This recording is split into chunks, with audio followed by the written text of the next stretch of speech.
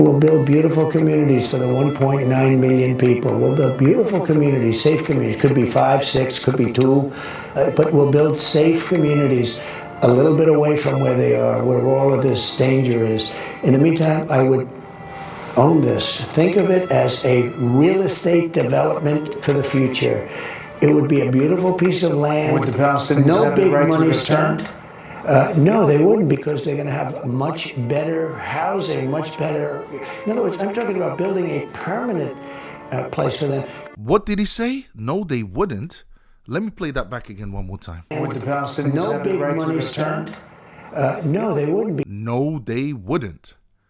I'm confused. I thought this war was about destroying Hamas, not kicking Palestinians out of Gaza. What happened to a two-state solution? Equally, I want to make it clear that we have not given up our hope for peace. We'll never give up our hope for peace.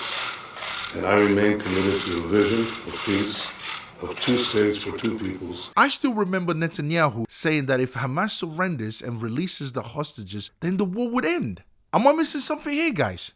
Now the excuse Trump is giving for why Palestinians cannot return to Gaza is that because of the bombing, Gaza is inhabitable? But is this a valid excuse? Because I don't think it is.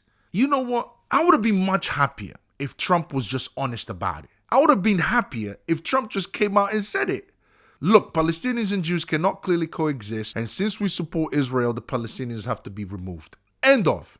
This idea that the land is inhabitable, therefore relocate the Palestinians to Jordan and Egypt because we are going to build them beautiful homes there, is in my opinion a joke and an insult.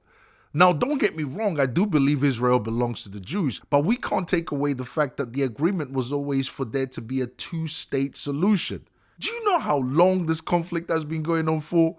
75 years.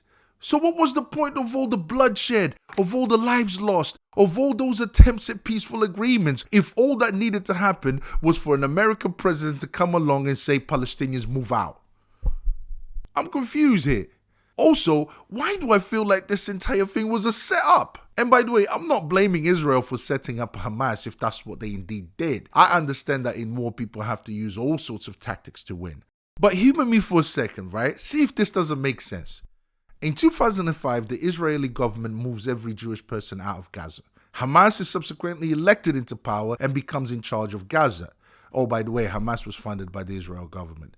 Now, Hamas has made no secret of their intentions in their charters. According to them, they believe Israel belongs to them, and the Jews who they call Zionists are imposters and should be eliminated. Knowing this fact, could have Israel used this knowledge to set up Hamas?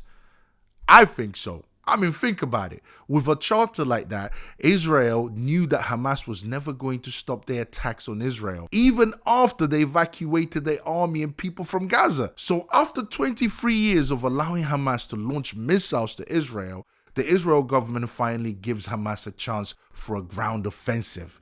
And how does Israel do this? Knowing that Hamas wasn't going to be able to resist, Israel organizes the Nova Festival right next to the Gaza Strip.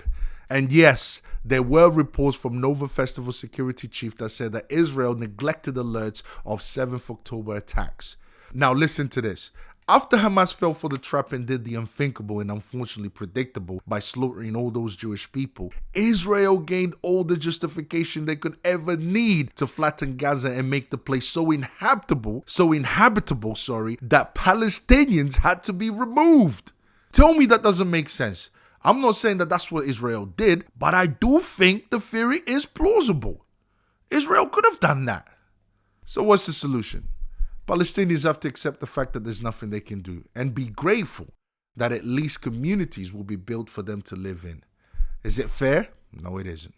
Was it fair when Muslims occupied lands that did not belong to them? No. Was it fair when Azerbaijan ethnically cleansed in 2023 120,000 Armenian Christians from Artsakh? No. But unfortunately, it's just the way life is sometimes. Anyways, guys, I hope you enjoyed the reaction. Don't forget to comment, like, and subscribe. And I'll see you guys next time, all right? Peace.